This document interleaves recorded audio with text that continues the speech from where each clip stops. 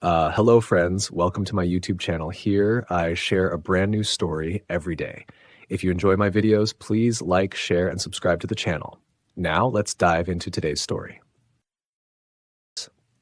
Visitors to Ashcroft Manor in Dorset will find it largely unchanged from the days when our story took place. The beautiful old manor still stands with its gardens and lake.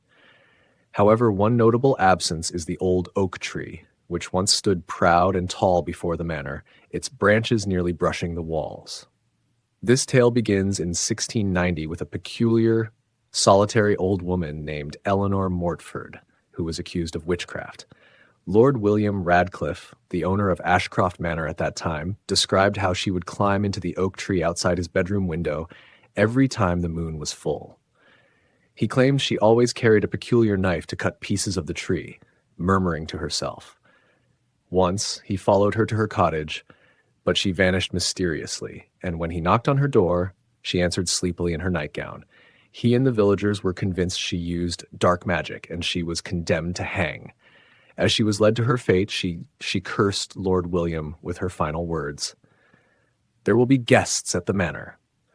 After the hanging, Lord William was troubled by guilt and confided in his friend, the local vicar. "You did the right thing, Lord Radcliffe," the vicar assured him. "She was dangerous."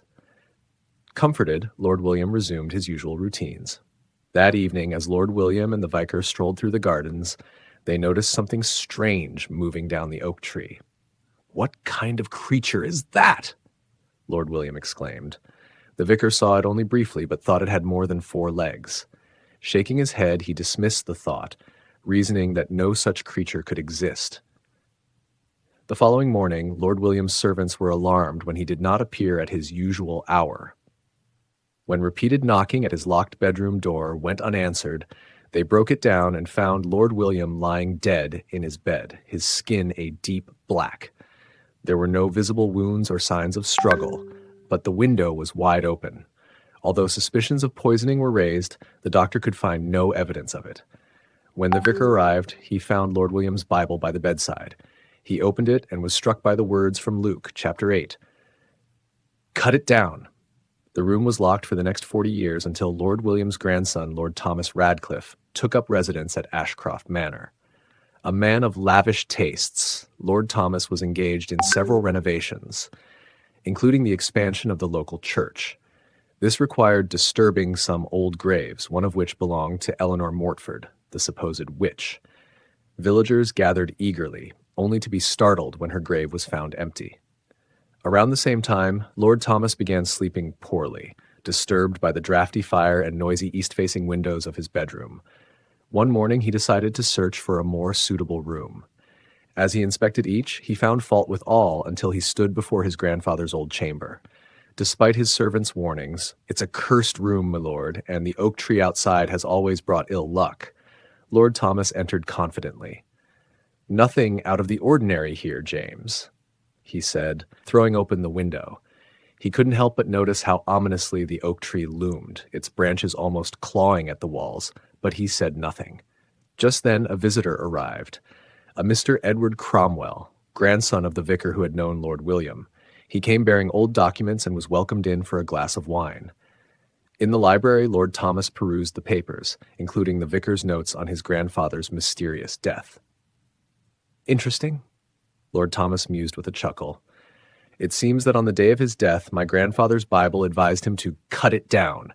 Your grandfather thought it referred to the oak tree." "Do you still have that Bible?" Mr. Cromwell asked, intrigued. Lord Thomas retrieved it easily. "Here it is. Let's see what wisdom it holds for me today." He opened it at random and read aloud, "You shall look for me in the morning, and I shall not be here." Amused by the coincidence, Lord Thomas ordered the tree to be cut down the next day, but Lord Thomas never saw the tree felled. At midnight, a grotesque creature leaped from his bed, scuttled to the window, and disappeared into the shadowy oak branches. The next morning, Lord Thomas was found dead, his skin blackened like his grandfather's. Mr. Cromwell rushed to Ashcroft Manor upon hearing the news.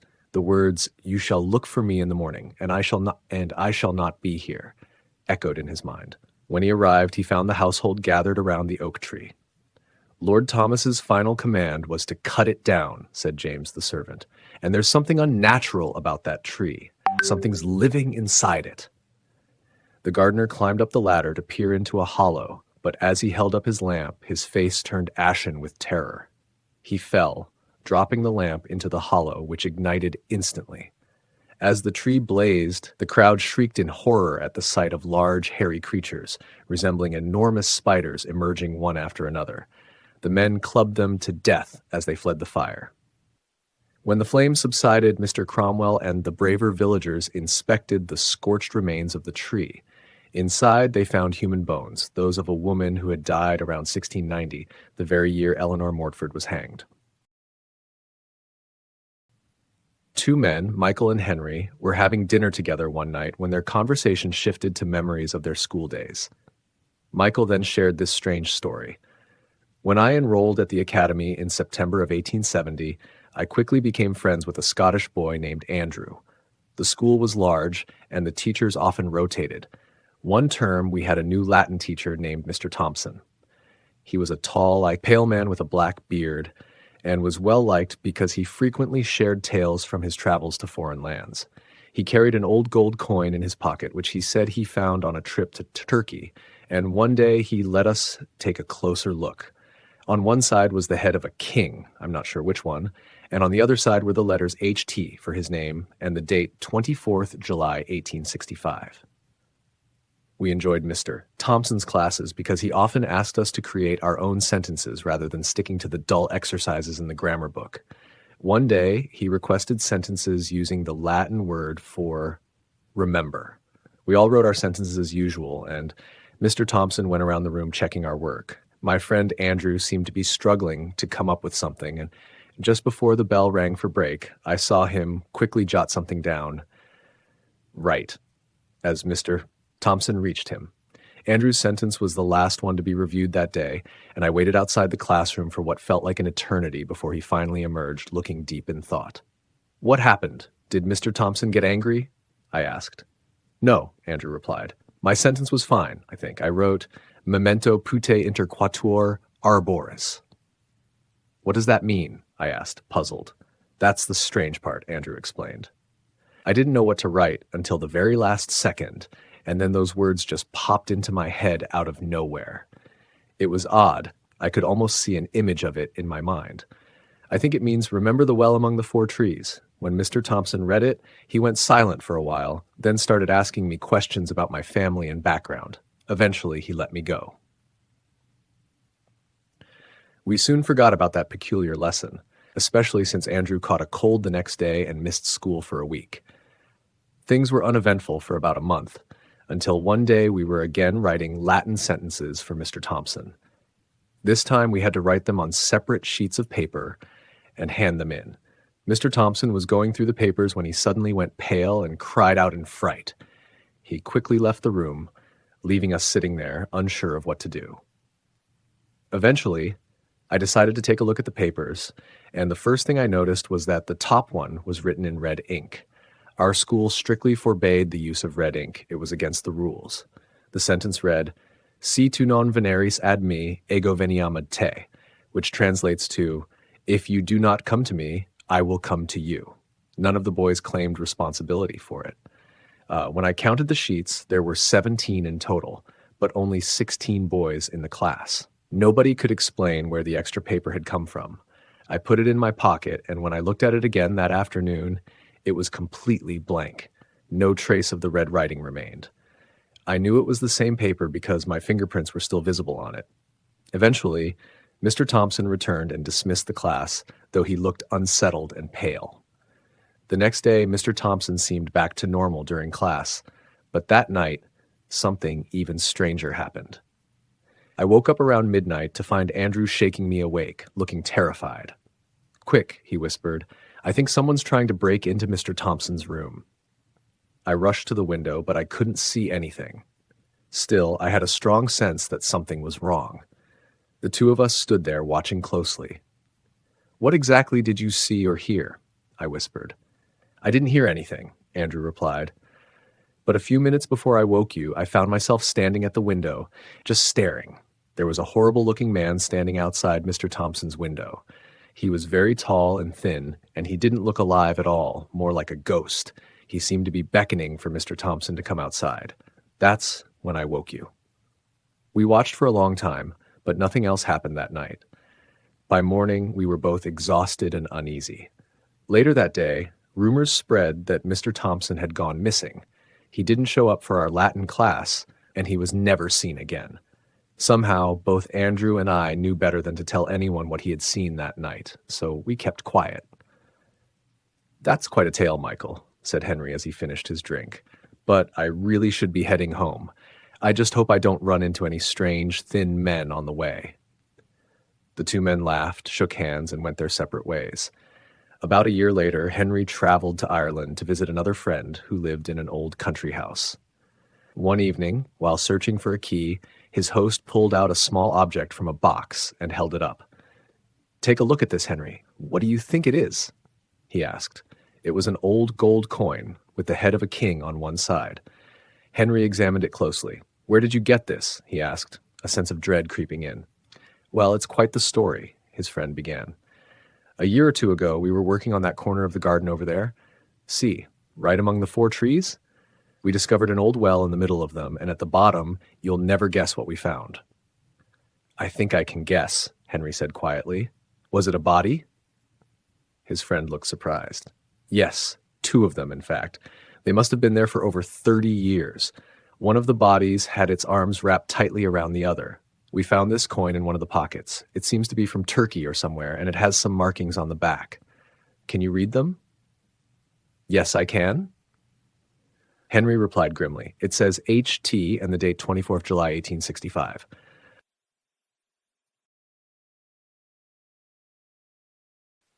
Mr. Henry Winston's greatest love in life was books, especially old ones.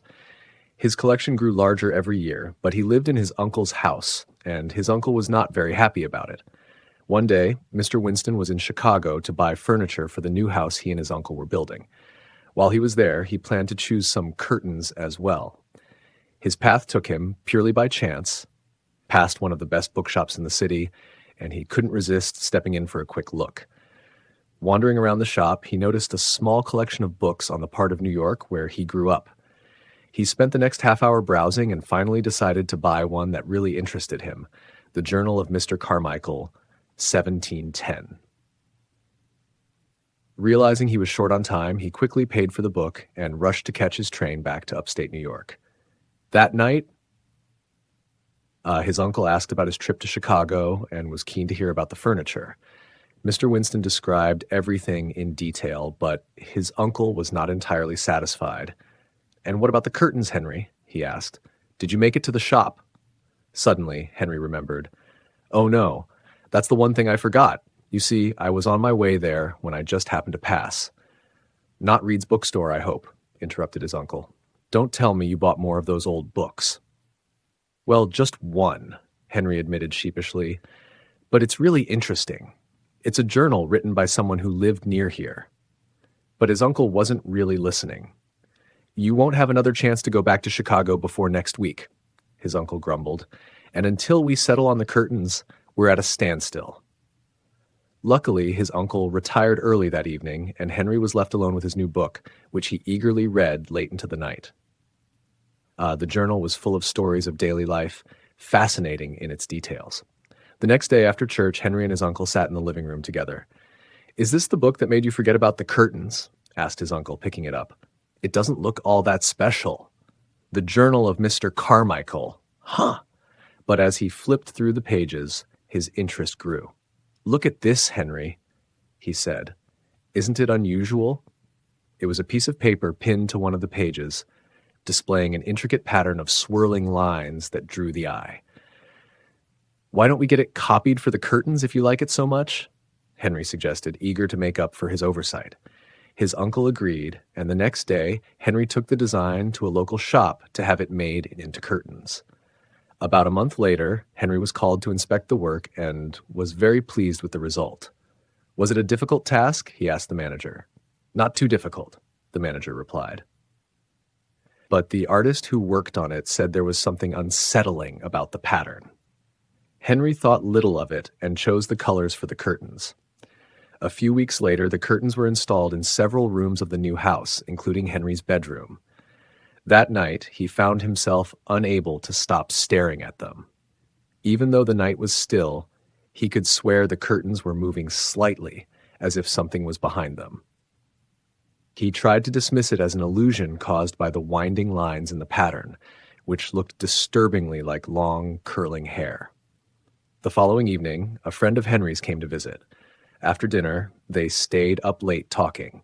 Eventually, they decided to call it a night, and Henry showed his friend to the guest room just down the hall from his own. But Henry wasn't ready for bed yet and settled by the fire in his room, reading. He dozed off briefly, and when he woke, he felt something in the room with him. Reaching out, he felt something covered in hair and assumed it was his dog. "How did you get in here?" "I thought I left you downstairs," he said. To his horror, it wasn't his dog, but something almost human. He jumped up, screaming as the creature's face rose toward him. No eyes, no nose, no mouth, only hair. He screamed again and dashed for the door, but panic made him fumble with the handle. He felt the thing brush against his back and tear at his shirt. At last, the door flew open, and he ran to his friend's room, trembling and gasping for breath. The next morning, Henry left for a few days at the seaside, hoping to clear his mind. He took the journal of Mr. Carmichael with him, determined to learn more about the pattern. Upon closer inspection, he discovered that several pieces of paper were layered over each other at the relevant section. Carefully peeling them back, he found a chilling entry from 1707. Old Mr. Stockwell of Ashcroft told me today of young Sir Randall Delaney, a student at St. George's College. The young man was known for his wild behavior and his long, curling hair, which hung down his neck. His reckless lifestyle troubled his family deeply. One day, he was found dead in his room with all his hair ripped out. The cause of death was never determined, but the strangest part was that his body vanished the next day, leaving only a pile of long, black hair on the floor.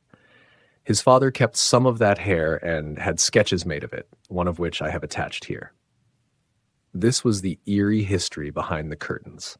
Before returning home, Henry ordered his servants to remove and burn them all. If you go to the end of the road, past Thompson's house on the left, you will see a field with some old fruit trees in it. A little house used to stand there where a man called Mr. Harrison lived. He was a quiet man who seemed to have enough money to live comfortably. He didn't work on the farms, but he always went to town on market days. One day, a young man returned from the market with him. The young man was pale and thin, and he didn't speak very much. He lived with Mr. Harrison, and nobody knew whether he helped with the housework or if Mr. Harrison was his mentor. But people talked and wondered why they were always seen walking together early and late, up in the hills and down in the woods. They suspected the two men were involved in something secretive and suspicious. Once a month, when the moon was full, they went up to a place on the hill where ancient stones and ruins lay, and they stayed there all night. Someone once asked Mr. Harrison why he frequented such a dark, isolated place in the dead of night. Mr. Harrison smiled and replied, "I love old places. They remind me of the past, and the air is crisp and cool on a summer's night. You can see the entire countryside bathed in moonlight." But his young companion rudely interrupted. "We don't want others nosing around us. We just need our privacy."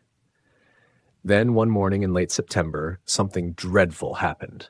A farm worker had to go up the hill to the woods very early before dawn. Through the mist, he noticed a figure that looked like a man in the early morning fog. As he approached, he saw that it was a man, Mr. Harrison's young companion, hanging lifeless from a tree. A blood-stained knife lay near his feet. Terrified, the worker fled back to the village and roused the townspeople. A group of men then went up the hill with a horse to retrieve the body. They sent a boy ahead to inform Mr. Harrison, suspecting him of foul play. When the men cut down the body, they were astonished to see that the young man was clad in old-fashioned black clothing reminiscent of centuries past. As they drew nearer with the horse, it shrieked in terror and resisted approaching the body, but they managed to get it back to the village, the corpse slung across the horse's back. When they arrived, they found the boy standing pale and speechless, surrounded by concerned women. The boy wouldn't utter a word, and when the men tried to proceed toward Mr. Harrison's house, the horse once again refused to move. It suddenly bolted, causing the corpse to tumble to the ground. The stench of blood filled the air. The men carried the body to Mr. Harrison's house, and when they opened the door, they discovered what the boy had seen. There, on the kitchen table, lay Mr. Harrison's body. A black cloth covered his eyes, and his hands were bound behind his back. It was a horrifying sight. The men staggered outside, sickened by the foul odor of death. Later, they placed the two bodies side by side and thoroughly searched the house. Why had these men met such grim ends? In one of the cupboards, they discovered a small green bottle containing a potent sleeping draught. The young man must have drugged Mr. Harrison to knock him out, one of the men theorized, and then something terrible happened. The villagers agreed that the bodies of the two men couldn't be buried in the churchyard. They never set foot in church and had no belief in anything good, they muttered. They were involved in unnatural things. So 12 men shrouded the bodies in black and transported them outside the village. They dug a large pit, threw the bodies into it, and covered them with stones. People whispered that even the horses avoided the place. A strange light flickered there on moonlit nights. Sometime later, villagers found a pool of blood on the road. In it, fat black flies were feeding. Someone fetched water to wash the blood away, but the flies rose in a dark swarm and buzzed toward Mr. Harrison's house. The villagers decided that no one should ever inhabit that house again, so they set it ablaze. The house burned to the ground, yet for years after, people claimed to see Mr. Harrison and the young man standing in the moonlight near the charred ruins on the hill. Now only the flies remain, and perhaps they alone know why those two men met their grisly fates. It happened in Cornwall, near the coast. There is a tall blue house there, built in about 1800 perhaps. It has a small, untidy garden behind it, and from the front windows you can see the ocean. Tall, dark trees stand around this lonely house. Near the front door, there is a sign that shows this was once an inn where travelers could stop to eat and sleep. One fine spring day, a young Oxford University student named Harrison arrived at this house. He wanted to spend some time in a quiet and pleasant place where he could read and study. No one else was staying there at the time, and Mr. and Mrs. Collins, who managed the house, welcomed him and made him feel very comfortable. They gave him a large room on the first floor with a good view from the window. He spent his days very calmly and quietly. Every morning he worked, he walked in the countryside in the afternoon, and he usually had a drink with some of the local people in the bar in the evening before going to bed. He was very happy to continue his life like this for as long as possible. He planned to stay for a whole month. One afternoon, Harrison walked along a different road from the usual one, and in the distance he saw a large white object. He walked towards it and discovered that it was a large square stone with a square hole in the middle. He examined the stone, then he looked at the view for a moment. The sea, the churches in the distance, the windows of one or two houses shining here and there in the sun, and he continued his walk. That evening in the bar, he asked why the white stone was there. "It's been there for a very long time, since before any of us were born, in fact," said Mr. Collins. "People used to say that it brought bad luck, that it was unlucky for fishing," said another man. "Why?" asked Harrison, but that the people in the bar became silent and clearly didn't want to talk about the stone anymore.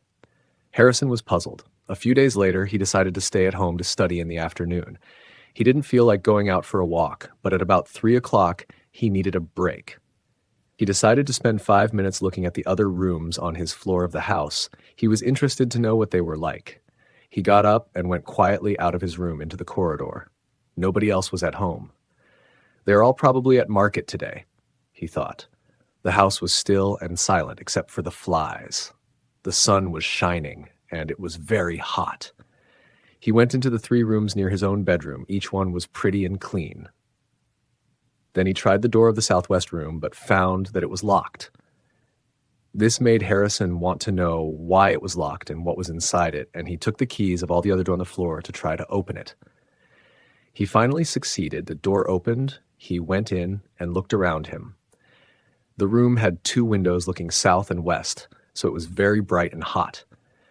There were no carpets and no pictures, only a bed, alone in the corner.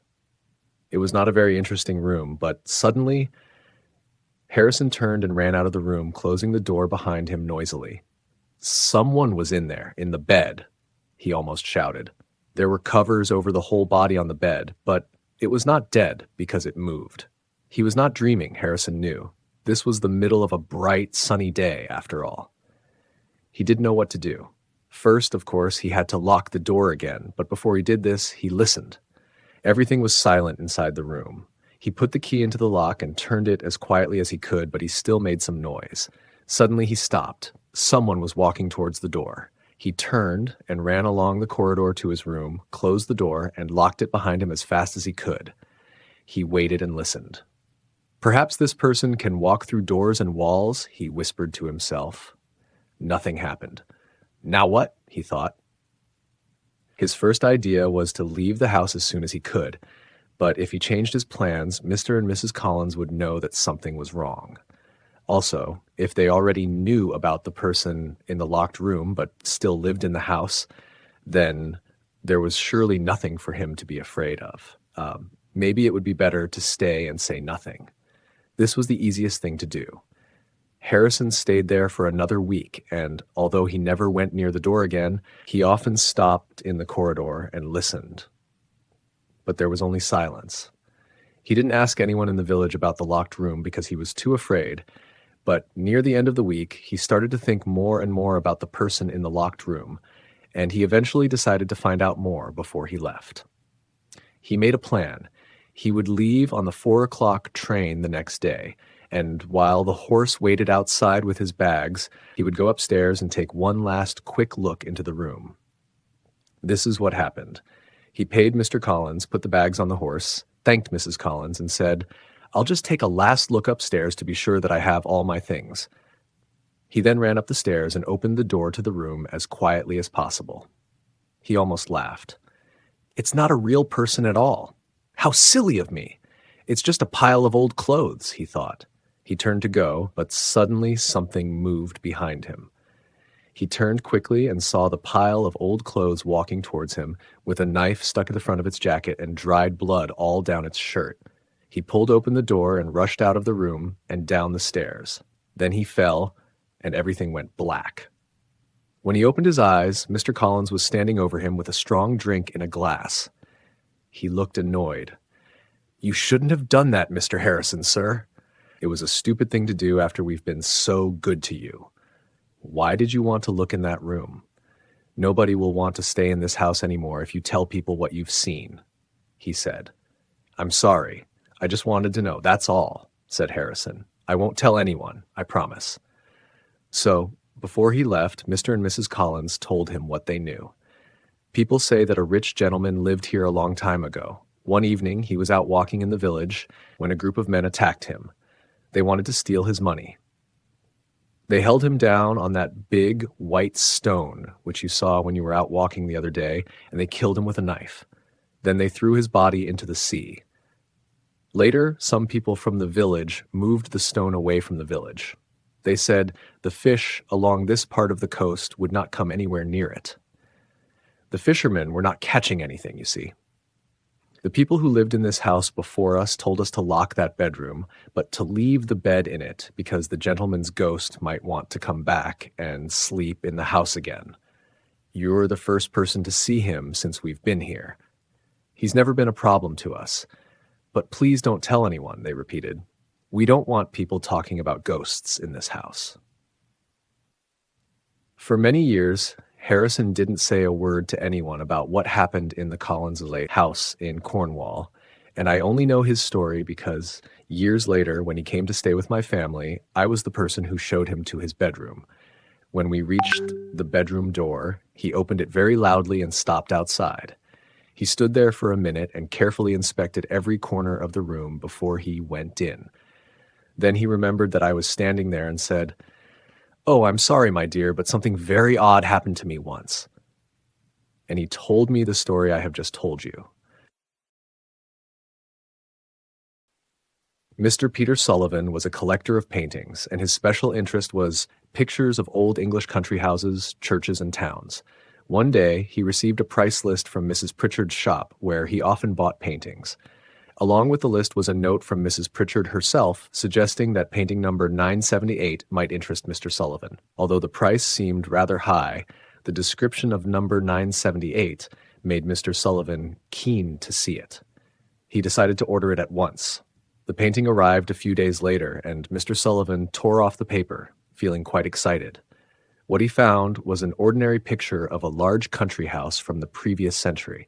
The house had 3 rows of windows with tall trees on either side and a garden in front. The letters AWF were in a corner of the painting, likely indicating the artist's name. On the back of the picture was a piece of paper torn in half with the words Ardington Hall, Berkshire on it.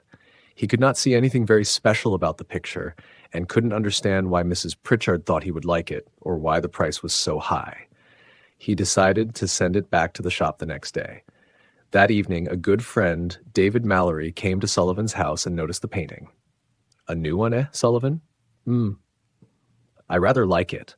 The light is very good, and I rather like this person at the front," he said. "A person?" said Sullivan, coming closer. "Oh, yes, so there is. I didn't notice it before." Only the head of the person could be seen. It was impossible to say whether it was a man or a woman, but it was standing under the dark trees at one side of the picture, looking at the house. "And I suppose the light is quite good," Sullivan went on. "I still feel it's a bit expensive, though. Well, I was going to send it back tomorrow." Soon afterwards, the 2 men went out to dinner with some of their friends from the university, and later Sullivan invited some of them back to his house for a drink. One of them, who was also interested in art, noticed the new painting. "Quite interesting," he said. "But don't you find it rather horrible, Sullivan? The light is good, but that person standing in front of the house is rather frightening." Sullivan was too busy pouring drinks to look at the painting just then, but later, on his way to bed, he looked at it again and was amazed to see that the person in the picture was now right in front of the house, not to one side under the trees. The person seemed to be on their hands and knees, moving towards the house.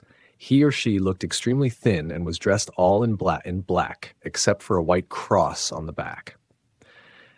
"Am I going mad?" Sullivan asked himself. He decided to lock the picture in a cupboard, but did not want to go straight to bed. "I'll write down everything that has happened to the picture since it arrived here. Then in the morning I won't think this is all a dream," he thought to himself. And that is what he did. He found it very difficult to sleep that night, and the next morning he decided to ask another friend, Dr. Edwin Harris, to come and look at the painting. "I want you to tell me exactly what you see in the picture in detail," he said to Harris, showing him the painting. "I'll explain why afterward." "Well, I can see a country house, English, I think, by moonlight," began Harris. "Moonlight?" interrupted Sullivan. "Are you sure? There was no moon there when I first got it." Harris looked at his friend strangely. "Shall I continue? The house has 1, 2, 3 rows of windows." "But what about people?" interrupted Sullivan again. "No one at all," said Harris. "But what is all this about, Sullivan?" "I'll explain in a moment," answered Sullivan.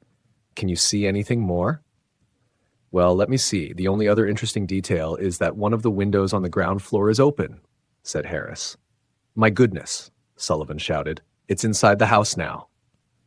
He rushed across the room to see for himself.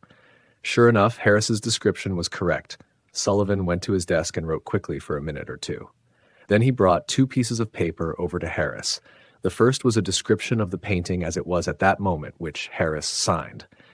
The second was Sullivan's description of the painting the night before, which Harris read but did not believe.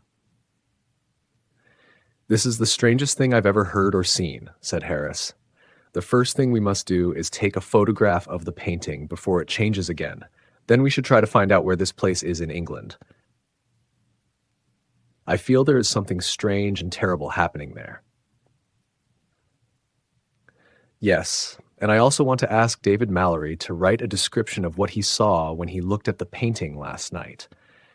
We could only just see the person then, under the trees over on this side of the house," said Sullivan, pointing at one side of the picture. David Mallory came over immediately, and while he was writing his description, Harris photographed the painting. Then the three friends decided to go for a walk. "Perhaps it will help us to think more clearly," said Harris.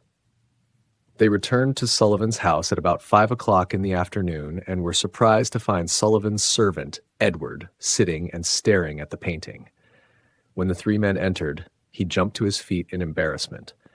"I must apologize for sitting in your chair, sir," he said to Sullivan, "but I couldn't stop looking at this picture." "Please don't apologize, Edward. What do you think of the painting?" "I'm interested to hear your opinion," said Sullivan. "Well, sir, it's not the sort of painting I would let my young daughter look at. She's very easily frightened, and I think this strange, thin person carrying a baby would give her bad dreams." The three men said nothing. They waited for Edward to go. As soon as the door closed, they rushed to the painting. Edward was right. The strange, bony person was now back in the picture, walking away from the house, and in its long, thin arms was a baby. For 2 hours, the three men sat and watched the picture, but it did not change again. They went to have dinner. After dinner, they came back again, and by now the person was gone, and the house looked quiet and calm again in the moonlight. They decided to read through books on Berkshire and Oxfordshire to find Ardington Hall. It was hard work, but many hours later, in a guide to Berkshire, Sullivan found the following information. The village of Ardington has an interesting 12th century church, and next to the church, in a beautiful park, stands Ardington Hall, which used to be the country home of the Milton family. No members of this family are now living. The last baby boy of the family disappeared mysteriously in the middle of a September night in 1802. Nobody could discover who took the baby, but people suspected that it was a member of the Grant family. Sometime before the baby disappeared, Tom Grant was caught stealing by Sir John Milton, the father of the child, and Grant was hanged for his crime. People say that the Grant family wanted revenge, and that they took it by stealing the last child of the Milton family. "Well, it does seem that they got their revenge if the story of our painting is true, doesn't it?" said Sullivan. The painting has not changed again since then.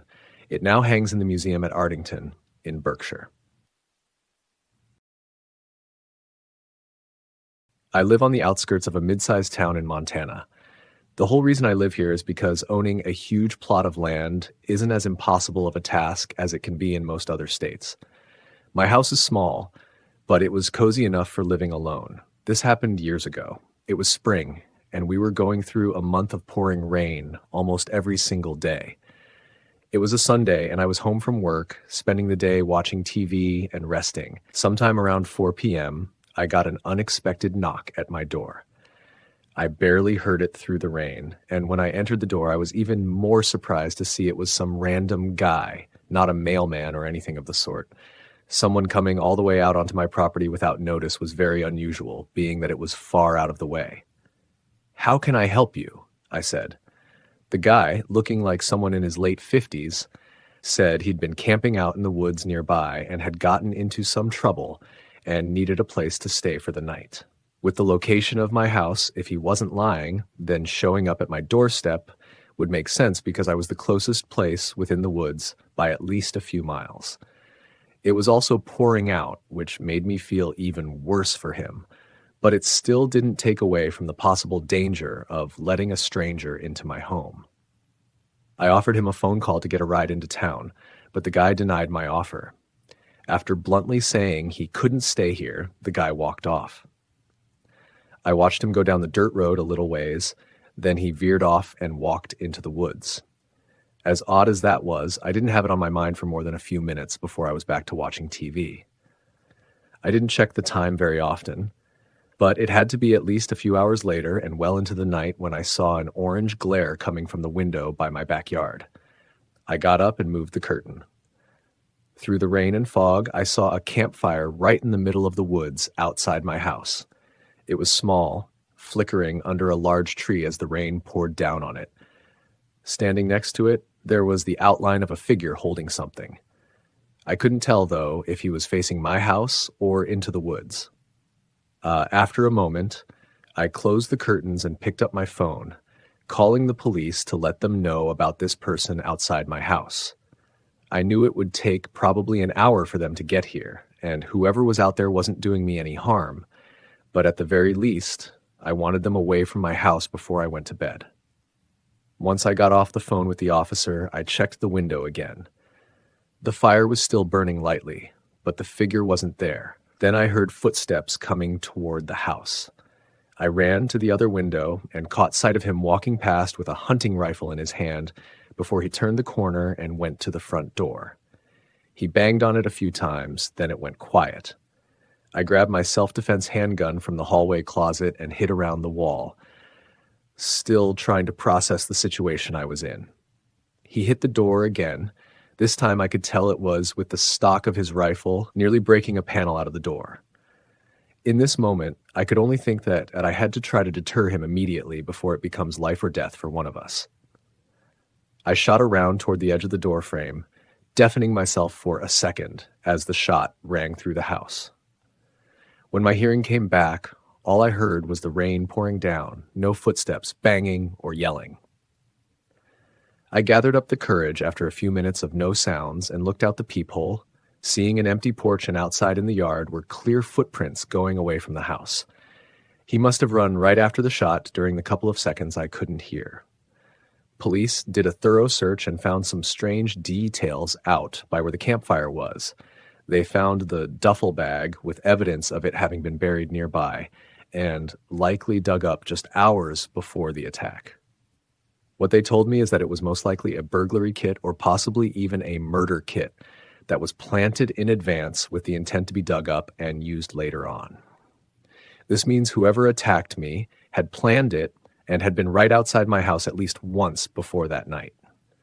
Why he attacked me specifically is not known, and who and where he is currently is still no closer to being figured out than it was years ago. I still live in the same house and worry every day that he might come back.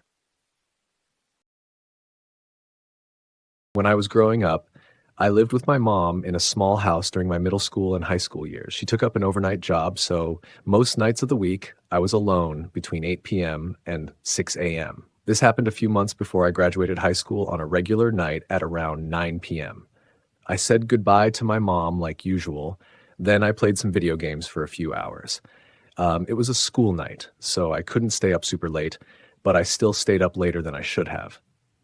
Around midnight, I shut everything off and went up to my room to get in bed, but I was on my phone for probably another hour before falling asleep. When I woke up, I thought I heard a door closing downstairs. I looked over at the clock next to my bed and saw it was around 2 a.m., so I assumed my mom had just gotten home from work early. I turned over and tried to go back to sleep as I listened to footsteps walking around downstairs. After a minute, though, I started listening more intently. Usually my mom would go straight upstairs when she got home to get ready for bed, but it sounded like they were just walking around. As I listened for another minute or so, I realized they weren't even stopping at all. They were going through each room, walking slowly as if they were taking a tour of the house. I started to get a little nervous that it might not be my mom and could be someone else. I got up and turned on the light in my room, and almost right away the footsteps stopped. I listened from the other side of my door and still heard nothing. Carefully, I opened it and looked out into the hallway. I was expecting to see some light coming from downstairs, but the whole house was dark. Whoever was walking around down there hadn't turned on any of the lights, which frightened me more than I already was. I made sure not to make any sounds and stepped further down the hallway until I was at the top of the stairs. Then I knelt down and looked through the railing to see into the living room. Nobody was there, and even in the dark, I could tell that nothing had been moved at all. My PlayStation was still there, and in my head, that was a telltale sign that there was nobody else in the house except for maybe my mom. I mean, if someone was here to rob us and had walked through the whole house, they definitely would have taken the most expensive thing in the room. At that point, I just wanted to know if it was my mom who was walking around or if I was having some weird auditory hallucinations. I walked down the steps to the bottom and called out, "Mom, you home?" There was no response or signs of movement in the whole house, so I walked through the hallway into the kitchen. Right away, I saw a shoe print on the tile floors, and when I looked up, my eyes locked on a figure across the room. A man was sitting at the dining table with a dark mask on.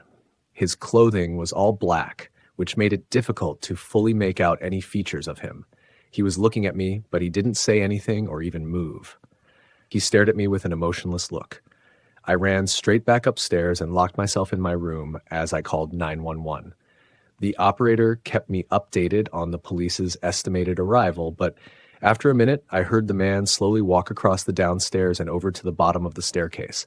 I was whispering to the operator in a panic until I heard the front door open and the man walking away from the house. Not even 30 seconds later, I saw headlights shining through the window. My mom pulled into the driveway, and I ran outside to meet her and tell her what was going on. When police got there, they did a thorough search and found nothing incriminating that would help us find the man. But from what it seems, the man wasn't there to rob us. He also didn't seem to have any interest in me either, which means that he was most likely trying to hurt or abduct my mom. It would then make sense why he broke in only minutes before my mom usually gets home. It makes me think about what could have happened if I hadn't gone downstairs to see who was there, or if my mom had gotten home just a minute earlier and gone inside, unknowing of the man that was waiting for her. I don't go on many trips out of town, so this was one of the few times I've had to stay somewhere other than a friend or family's house. The area I needed to stay in was small, and most of the hotels didn't look very nice, but to my surprise, there was a single home listed on Airbnb.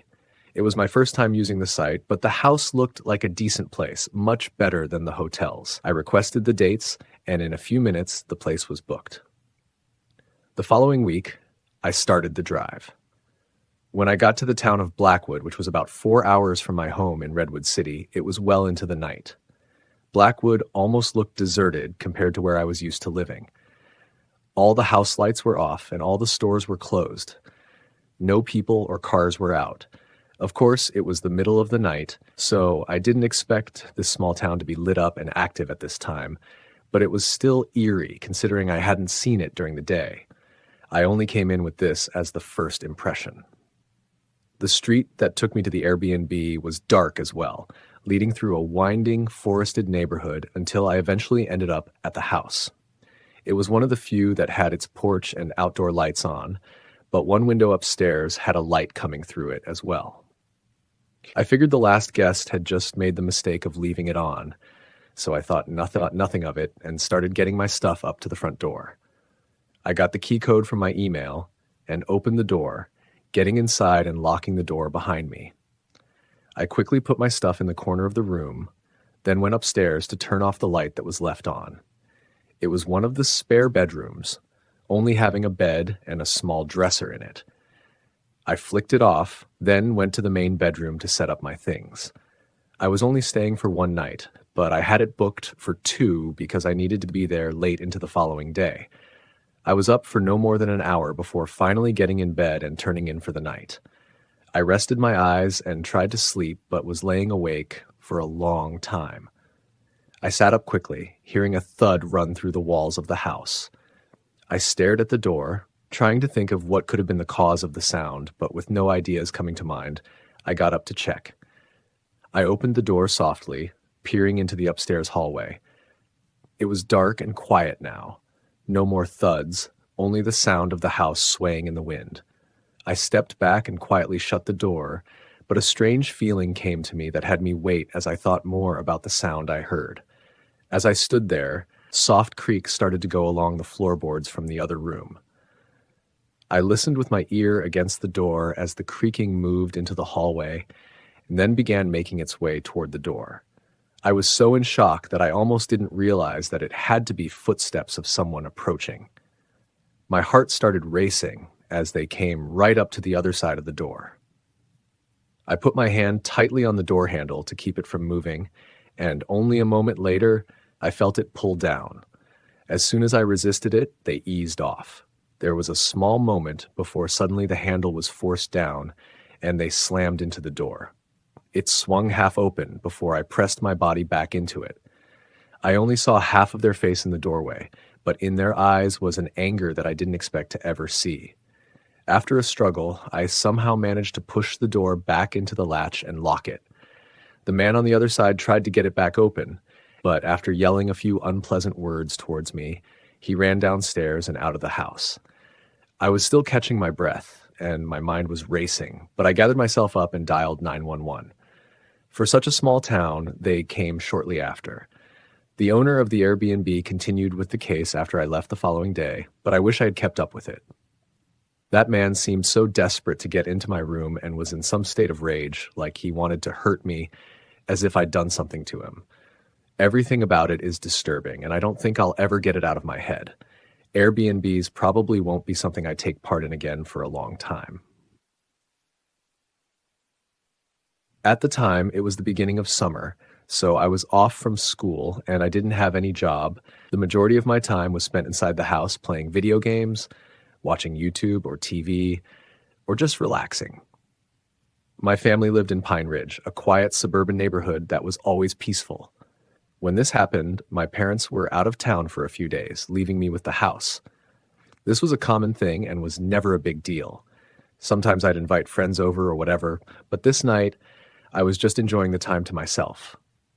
I was watching a rerun of one of my favorite shows on Netflix while also scrolling through my phone. It was late. I don't know the exact time, but I think maybe around 11 p.m. or midnight when there was a knock at the front door. I paused the TV and went to see who it was. It almost didn't even register in my mind that it was so late, but thankfully it did before I carelessly would have opened the door.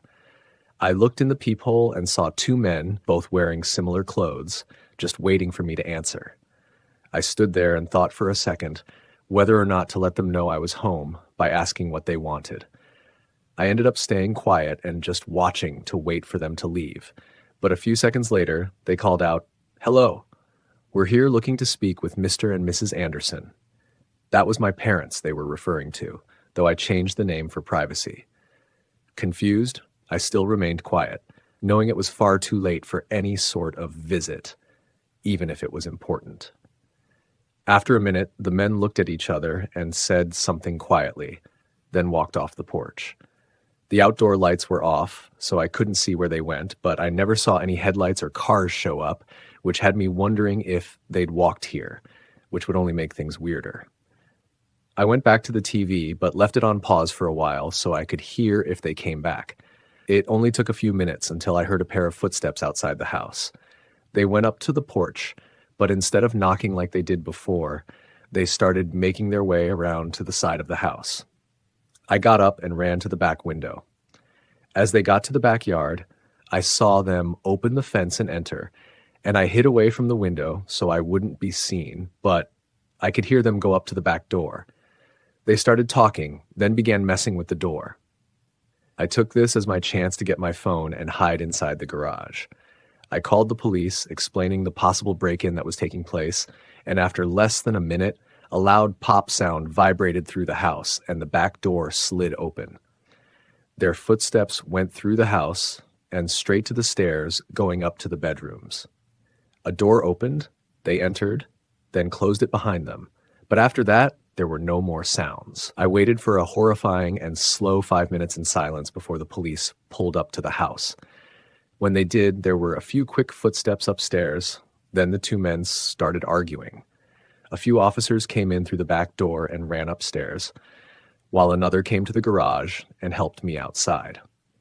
The men didn't resist the arrest, but they also didn't speak a word on why they were there. Despite weeks going by and it being somewhat obvious that they weren't simply robbing the house, the only thing they could charge them with was breaking and entering. It scares me, though, that they seemed to be looking for my parents, and it almost felt like they were going to wait upstairs for them until they came back from their trip.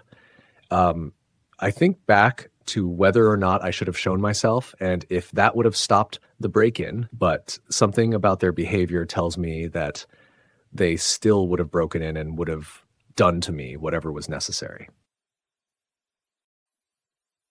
In the 1990s, Julie, an 18-year-old resident of Portland, Oregon, was driving out of the city to meet friends when she found herself stuck in traffic. The cause of the slowdown soon became apparent. A dreadful car crash had occurred. As Julie slowly passed the scene, she was horrified to realize that someone had died in the accident. Moments later, Julie experienced something that would forever change her perception of reality. There was a woman sitting in my passenger seat, Julie recounted on the podcast Monsters Among Us. Though it sounded unbelievable, Julie vividly remembered seeing a woman dressed in work clothes seated next to her. The shock was palpable, but the woman in the passenger seat appeared even more bewildered. She looked like somebody who just suddenly ended up in somebody else's car, Julie described. Panicked and disoriented, the woman demanded to know how she had gotten there and who Julie was. It was then that Julie noticed an unearthly quality about the woman and realized that whoever she had passed on the side of the road was now inexplicably in the car with her.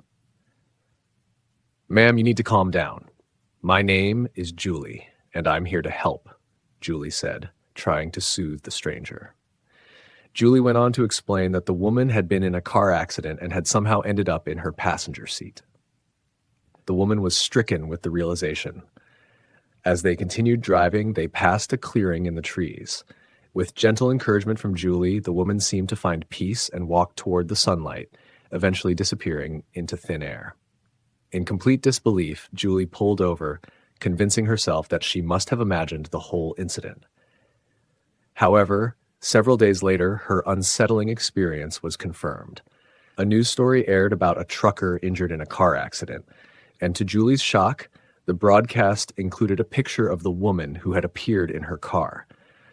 The news report explained that the woman had tragically passed away in the accident. Before they finished, they showed a picture of the woman that was in my car and explained that she had died in the accident, Julie recounted during the podcast. It was unbelievable. It was too much. The story of Julie's unexpected passenger offers a glimpse into the mysterious and often inexplicable events that occur in our world. What makes this encounter particularly intriguing is not just the appearance of a ghostly figure, but the profound impact it had on Julie.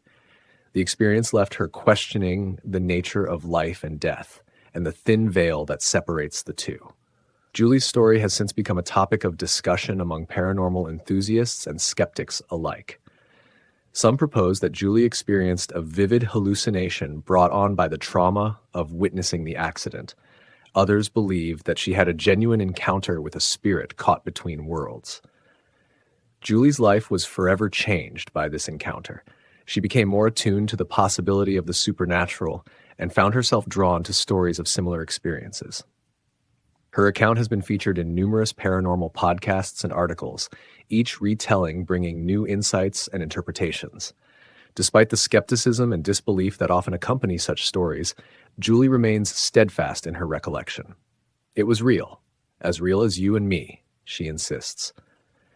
Her story serves as a reminder of the mysteries that still elude our understanding, challenging us to keep an open mind about the unknown. The tale of Julie's unexpected passenger is a haunting reminder of the fragile boundary between life and death. It invites us to ponder the mysteries of the afterlife and the unexplained events that occasionally pierce the fabric of our everyday reality. As we continue to explore these untold tales, we might find that the answers lie not in science or skepticism, but in the human spirit's enduring quest for understanding and connection. The hauntings at the Lizzie Borden house. On August 4th, 1892, the quiet town of Fall River, Massachusetts, was shaken by one of the most gruesome murders in American history.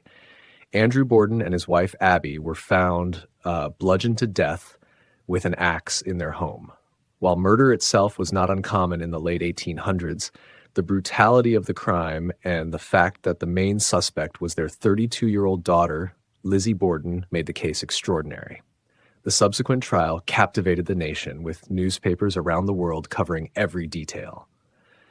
Despite the evidence and public suspicion, Lizzie was ultimately acquitted of the murders.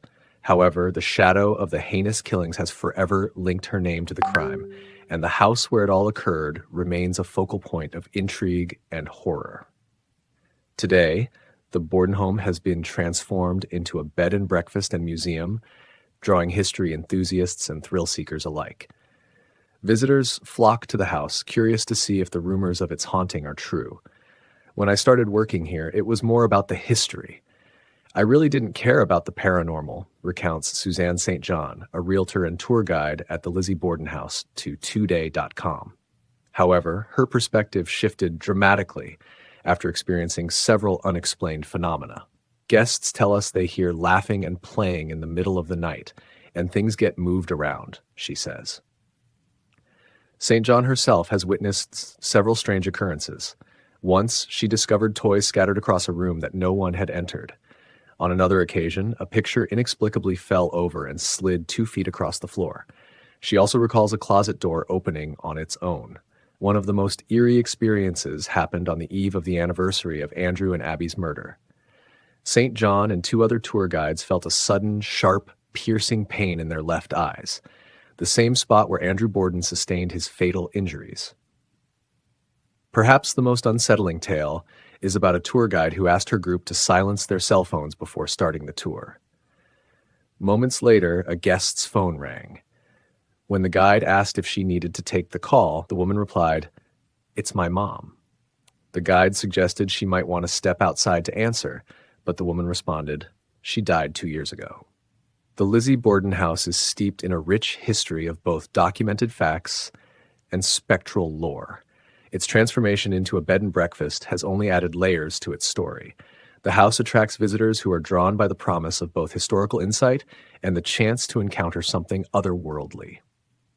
Many guests who stay at the bed and breakfast report a variety of supernatural experiences. Some claim to have seen apparitions, while others speak of disembodied voices and footsteps echoing through the halls.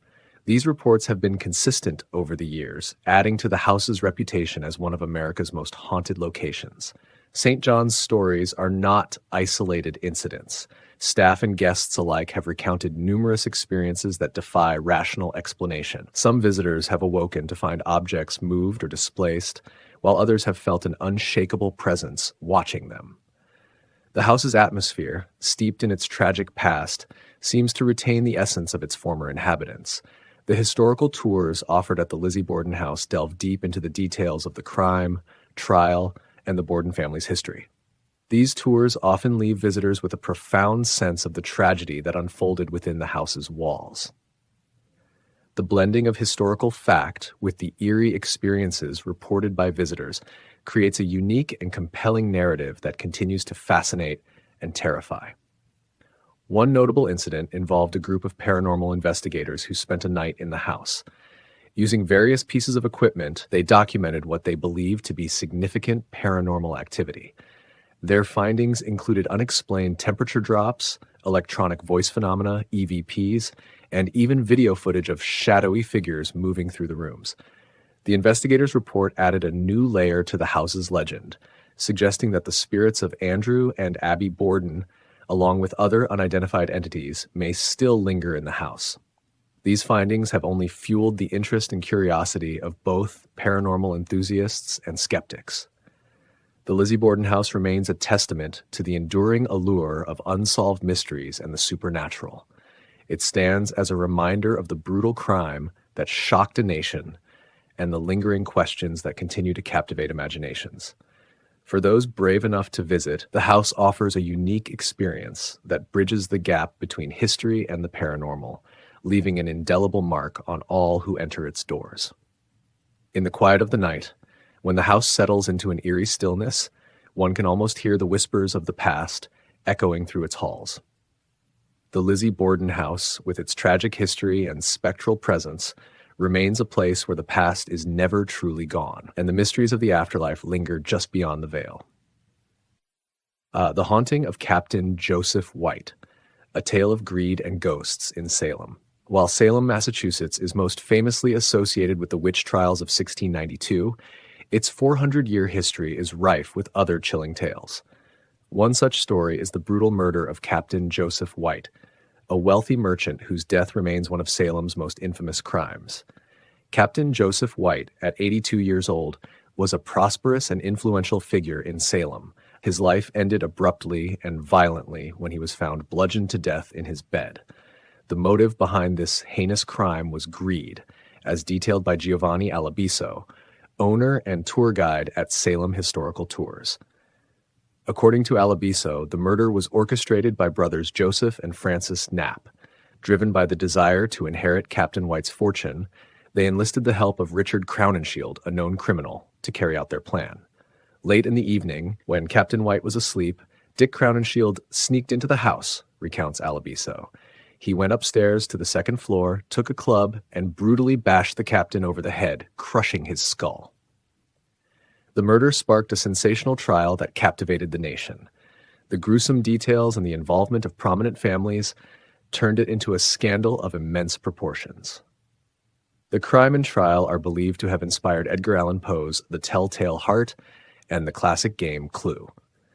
Despite the passage of time, the spirit of Captain Joseph White is said to linger in his former home, the Gardner Pingree House. Theories abound as to why his ghost remains. Some suggest it's the violent nature of his death, while others believe it's his unfinished business with the treasure he was rumored to protect. People believe Captain White is roaming around that house, protecting whatever treasure he reportedly has, Alabiso explains. Tourists who visit the house often take photographs, and many claim their pictures reveal shadowy figures, both male and female, appearing in the windows and on the landing. These mysterious apparitions add to the house's eerie reputation. It's definitely, absolutely active, Alabiso asserts, suggesting the presence of spirits who remain unseen to the naked eye but make themselves known through photographic evidence. The story of Captain Joseph White's murder and the haunting that followed adds another layer to Salem's dark history. Visitors to the Gardner Pingree House often report strange occurrences, cold spots, inexplicable sounds, and even the faint scent of tobacco, which was known to be Captain White's favorite. Local legends also speak of the captain's ghost appearing to children, warning them away from certain parts of the house. Some have even reported hearing whispers late at night, a soft but urgent voice imploring them to find the will, hinting at the unresolved nature of the captain's death and the treasure he was rumored to have hidden. Further complicating the haunting is the presence of other spirits. Some believe that the figures captured in photographs include members of the Knapp and Crowninshield families, trapped in the house as penance for their crimes. Others speculate that the spirits are unrelated to the murder, but are drawn to the house's dark energy. The Gardner Pingree House has become a focal point for paranormal investigations. Teams equipped with the latest technology have spent nights in the house, documenting activity that defies explanation. They've recorded EVPs, electronic voice phenomena, of voices that seem to answer questions, captured video footage of orbs and shadowy figures, and experienced physical phenomena like doors slamming shut or objects moving on their own.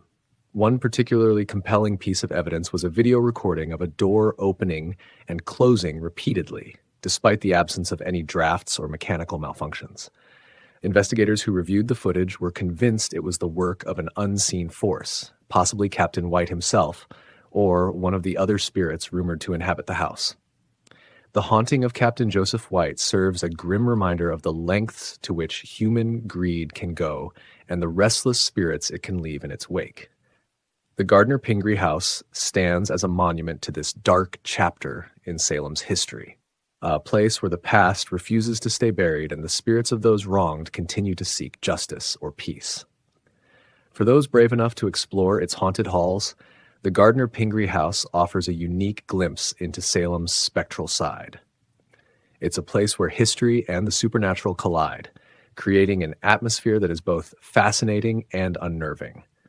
As the legends grow and more visitors share their experiences, the story of Captain Joseph White and his haunted home will undoubtedly continue to captivate and terrify for generations to come. On a frosty January night in 2014, Jake Collins, a dedicated military officer, and his best friend Sam embarked on a daunting 800-mile journey from Fort Bragg, North Carolina, to Louisville, Kentucky, where Jake was set to be married. The night was bitterly cold, with temperatures plummeting to negative double digits, making the journey even more perilous. Jake and Sam were bundled up in their warmest gear, but the chill still seeped through, turning the drive into a test of endurance and resolve. As they neared Louisville, the pair faced an unexpected dilemma. They had miscalculated their finances and were running dangerously low on fuel, with no money left to refuel the car. Jake, recalling his childhood experiences traveling with his father, who was a truck driver, suggested they find a truck stop. However, due to the severe weather, the main highways were shut down, forcing them to navigate the back roads in search of a refueling station.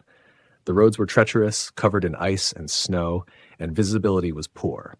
The howling wind rattled the car windows, creating an eerie symphony that only added to their anxiety. They drove in silence, both men lost in their thoughts, the only sound being the crunch of tires on the icy road and the occasional shiver-inducing creak of the car's suspension. After what felt like an eternity, they finally stumbled upon a small, isolated truck stop nestled in the woods. The eerie stillness of the place was unsettling. Only one truck was parked there, a blacked-out rig with no distinguishing marks, adding to the ominous atmosphere. Desperate for help, they ventured inside, hoping to find someone who could spare them a few dollars for gas. The diner inside was surprisingly tidy, with a warm, inviting glow from the overhead lights. A waitress, a cook, and a solitary truck driver were the only occupants. The truck driver, a burly man with a kind smile, waved them over. Jake approached him, explaining their predicament. The trucker, a kind-hearted man, bought them coffee and listened to their story. After a half-hour conversation, he generously handed Jake $20 for gas. Grateful, Jake and Sam refueled their car, promising to return and repay the kindness. Upon reaching Louisville, they withdrew cash from a bank and drove back to the truck stop later that morning to fulfill their promise. When they arrived around 10 a.m., they were shocked to find the truck stop boarded up, looking as if it had been abandoned for decades. The mysterious truck was nowhere to be seen. Confused and disbelieving, they pulled into the lot and encountered a police officer. They recounted their strange experience, to which the officer chuckled and replied, "Oh, you met the ghosts of the Blue Ridge truck stop." Stunned, Jake and Sam learned that the truck stop had been closed for over 25 years. The officer explained that many locals believed the diner was haunted by the spirits of 3 people who had died there in a tragic accident many years ago. Despite being rational military men, Jake and Sam couldn't deny the surreal encounter they had experienced just hours before. Determined to uncover the truth, Jake and Sam returned to Louisville and began researching the history of the Blue Ridge truck stop. They discovered an old newspaper article detailing a fatal accident involving a truck driver, a waitress, and a cook who perished in a fire that engulfed the diner late one night. The article included photographs of the victims, and to their astonishment, the faces matched those of the people they had interacted with the night before. Driven by a mix of curiosity and respect, Jake and Sam decided to honor the memory of the lost souls. They organized a small memorial service at the now abandoned truck stop, inviting locals who still remembered the tragic event.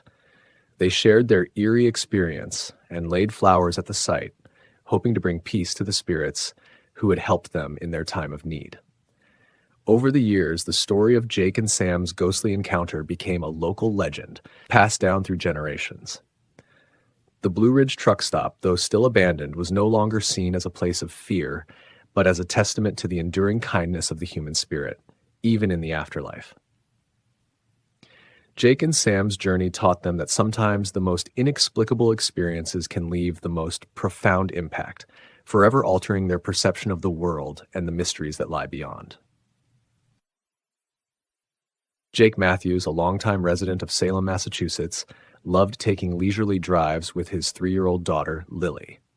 One crisp autumn afternoon, as the sun began to dip below the horizon, they set out on one of their scenic drives. Lily, with her cherubic face and boundless energy, was happily singing nursery rhymes in the back seat. Their route that day took them past Old Oak Cemetery, a quaint burial ground known for its beautifully maintained gardens, modest headstones, and vibrant floral arrangements. To the casual observer, it looked more like a picturesque park than a resting place for the dead. As they approached the cemetery, Lily's singing abruptly ceased. Jake glanced in the rearview mirror, concerned by the sudden silence. Lily's eyes were wide, and she was pointing towards the cemetery. "Look at all those people, Daddy!" she exclaimed, her voice filled with awe. Jake slowed the car and looked in the direction she was pointing. To his surprise, he saw nothing but the usual rows of flowers and plaques. Puzzled, he asked, "What people, sweetie?" "All those people over there," Lily insisted. "There sure are a lot of grandmas." A chill ran down Jake's spine. He felt an unsettling shiver as he scanned the cemetery once more, seeing only the empty garden. "What are they doing, Lily?" he asked, trying to keep his voice steady. "They're all standing there, looking down at the grass," she replied, her tone as matter of fact as if she were describing a playground. Unnerved, Jake decided it was best to head home. He pressed the accelerator a bit harder, eager to leave the eerie scene behind. The rest of the drive was uneventful, but Jake couldn't shake the image of his daughter's serious expression and the strange comment about the grandmas. Later that evening, while Jake was preparing dinner, he heard Lily's voice from the living room. She was watching her favorite cartoon but seemed distracted.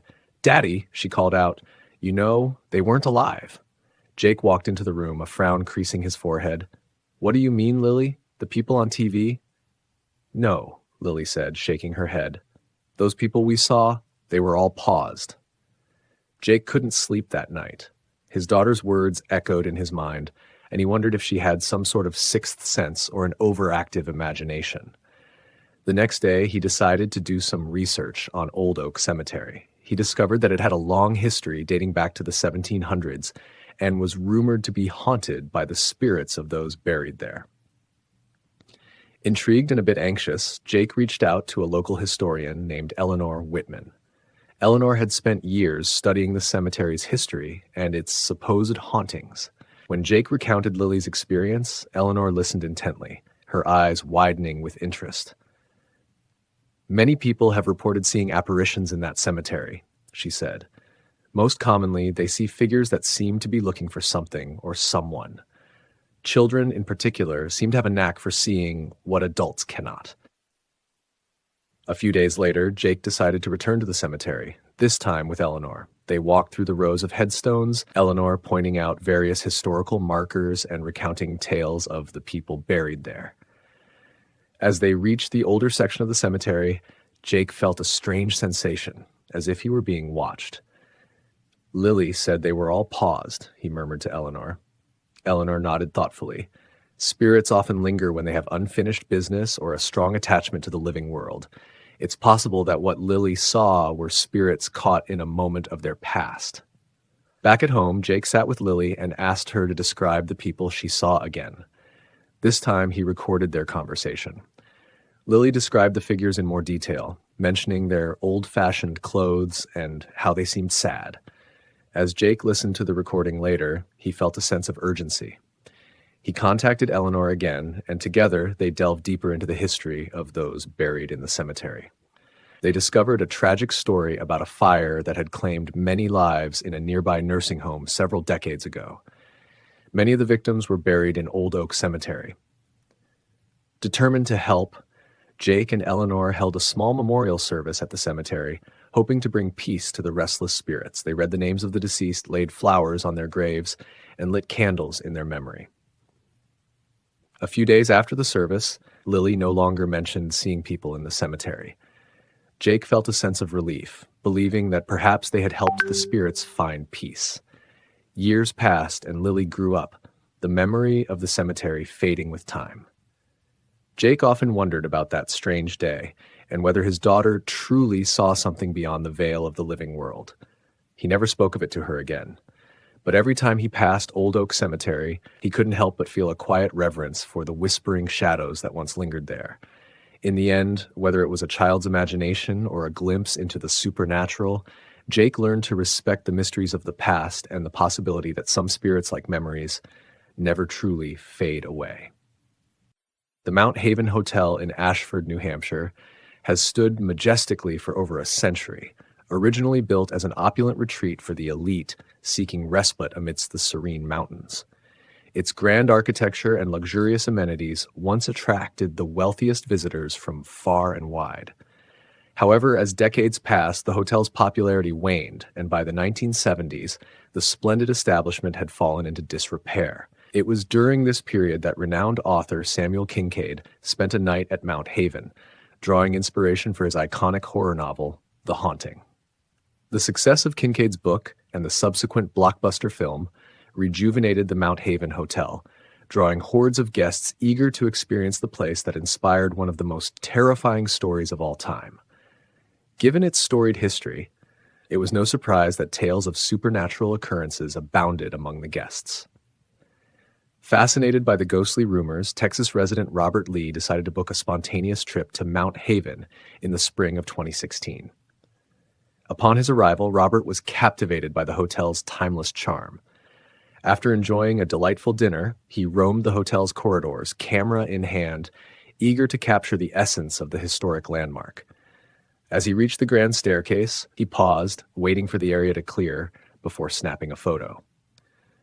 Later that evening, back in his room, Robert was struck by a sudden and severe illness. "I felt really sick, with chills and an overwhelming sense that something was terribly wrong," he recounted to a local news outlet. Despite his companion's insistence that he visit the emergency room, Robert chose to stay in the hotel, hoping the feeling would pass. The following day, as Robert made his way back home, he idly scrolled through the photos he had taken. One image in particular caught his attention: a ghostly figure standing on the staircase. The eerie part was that he remembered the staircase being empty when he took the photo. Intrigued and unsettled, Robert shared the photo on Instagram, playfully suggesting that he might have captured a ghost. To his astonishment, the post quickly went viral. Media outlets and paranormal experts from around the world clamored to examine the mysterious image. "Some experts claim there are 2 ghosts in the photo," Robert explained, "and others theorize that my sudden illness was caused by the ghost trying to materialize, drawing energy from me." The myriad of theories left Robert both amused and bewildered. News of Robert's encounter reached Sarah Donovan, a seasoned paranormal investigator with a keen interest in the Mount Haven Hotel. Sarah contacted Robert and proposed a thorough investigation of the hotel. Eager to uncover the truth, Robert agreed to accompany her. Sarah and her team arrived at Mount Haven equipped with an array of paranormal investigation tools.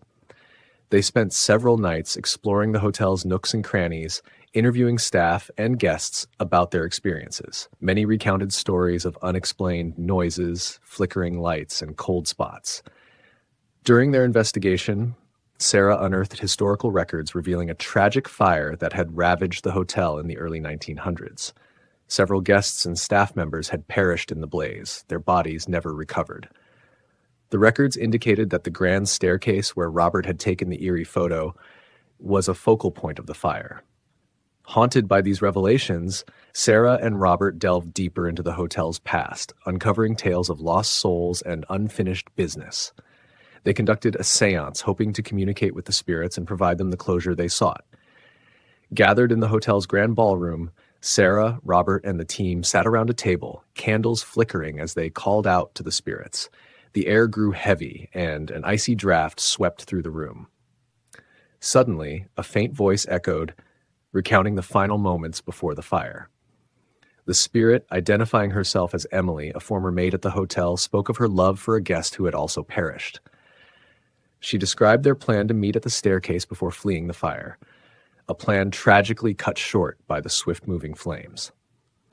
Moved by Emily's story, Sarah and Robert organized a memorial service at the hotel. They invited guests and staff to honor the memories of those lost in the fire. As they read out the names and laid flowers at the base of the grand staircase, a sense of peace seemed to settle over the room. Following the service, the atmosphere at Mount Haven noticeably changed. Guests reported fewer disturbances, and the eerie feeling that had long pervaded the hotel began to dissipate. Years later, Robert often reflected on his experiences at Mount Haven. The photo he had taken remained a curious memento, a reminder of his brush with the supernatural. The hotel, now a thriving destination, continued to attract visitors, many unaware of its haunted past. For Robert, the encounter was a profound lesson in the mysteries of the world, the lingering presence of the past, and the enduring power of love and loss. As he gazed at the photo, he couldn't help but smile, remembering the laughter and the chills, the questions and the answers that Mount Haven had given him. Thanks for watching. Don't forget to subscribe to the channel, like, comment, and share the video. See you next time.